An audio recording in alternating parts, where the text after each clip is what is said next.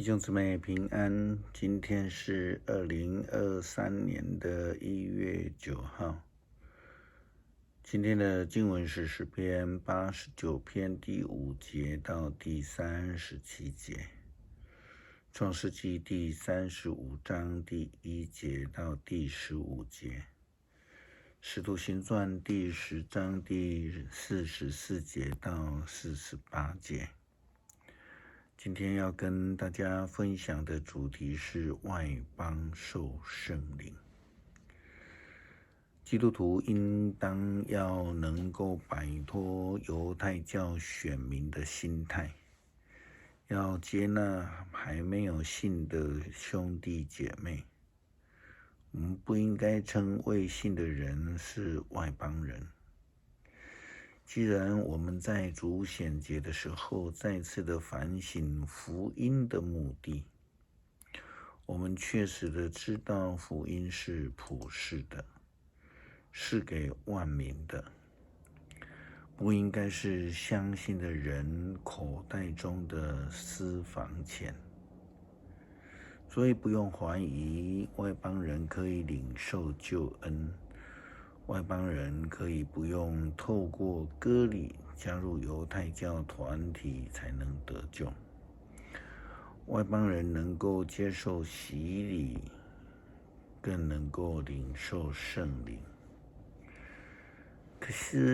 可惜的是，那时候的犹太人还有许多传统的信仰的基督徒仍然以为非基督徒就是外邦人，似乎忘记了犹太教徒将外邦人变成了歧视排斥的非选民的人们。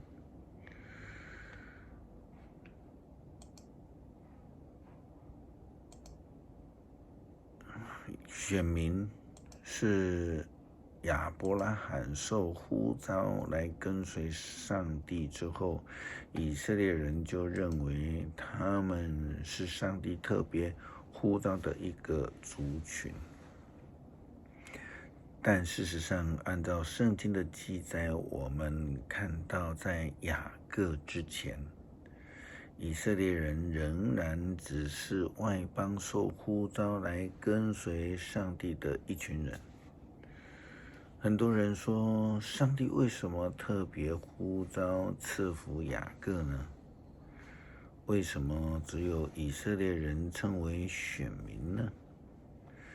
事实上，以色列人在雅各被改名之前，仍然没有以色列人的存在，并且他们曾经在被改称为以色列族之后，曾经因为遇到饥荒，然后可能呢就被灭族的一个情况。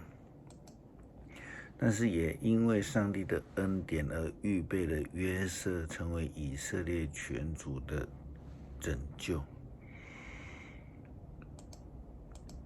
上帝是在雅各受到惩罚，他到了他的舅舅家，被欺骗了21年之后，当他决定要返回故乡耶路撒冷之后，才开始真正的蒙福，上帝才将他改名为以色列。以色列人就成了蒙受上帝呼召的选民。他被上帝改名的地方，就是他梦见天梯的地方，已经是21年前了。经过21年的苦难的日子，是他真实与上帝见面的地方。圣经记载，创世纪，上帝对雅各说：“你到伯特利去，住在那里。你要在那里为我建一座祭坛。我就是你逃避哥哥以扫的时候向你显现的上帝。”上帝又对他说：“你的名字是雅各，但从今以后你要叫以色列。”于是上帝给他改名称为以色列。上帝对他说：“我是全能的上帝，我要给你许许多多的子孙，许多国家将从你的子孙来兴起，你将做好些君王的祖宗。我要把我赐给亚伯拉罕和以撒的土地赐给你和你的后裔。”说完这话，上帝离开了他。雅各在上帝向他显现的地方立了一块石头做纪念碑，在那个上面他浇灌了酒和橄榄油，他称那地方为伯特利。雅各遇见上帝的地方，就是领受恩典、接受呼召的地方。这个呼召不仅仅是上帝应许要赐福以色列人而已，雅各同时也领受了上帝对他的祖父亚伯拉罕的呼召。亚伯拉罕的呼召是什么？创世纪第12章第1节到第3节这样记载：上主对亚伯兰说：“你要离开故乡、亲族和你父亲的家，到我所要指示你的地方去。我要使你多子多孙，他们要形成大国。我要赐福给你，使你大有名望，这样人要因你蒙福。祝福你的，我要赐福给他们；咒诅你的，我要咒诅他。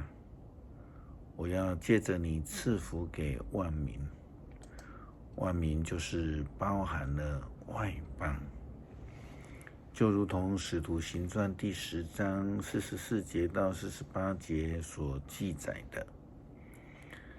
彼得还在讲道的时候，圣灵降临在所有领受信息的人的身上。那些跟着彼得从约帕来的犹太信徒，看见他们的圣灵的恩赐也倾注给外邦人，都很惊讶，因为他们听见了这些人说灵语，并且颂赞上帝的伟大。于是彼得说：“这些人已经领受了圣灵，跟我们一样。有谁能阻止他们领受水的洗礼呢？”因此他就吩咐他们奉耶稣基督的名领受洗礼。他们又要求彼得跟他们一起多住几天。彼得过去虽然不在意外邦人，但是当他领受了上帝的呼召之后，到了哥尼流的家里去关心、去讲道、去见证了耶稣基督复活的救恩。就在此时，圣灵就降下来倾注，并且充满在场的外邦人的身上。按照新约圣经对洗礼的观念来看，这群已经领受圣灵的外邦人们就已经领受了圣灵的洗礼，成为了蒙恩得救的基督徒了。也如同彼得对在场的犹太人所说的：“有谁能够阻止他们，就是外邦人，接受水的洗礼呢？”诗篇89篇第5节到第37节篇幅比较长，请弟兄姐妹自己来阅读。我们一起来祷告，感谢上帝赐下救恩，透过耶稣基督的救恩，透过圣灵的充满与同在，使我们能够归于主名。感谢祷告，奉主耶稣基督圣名求，阿们。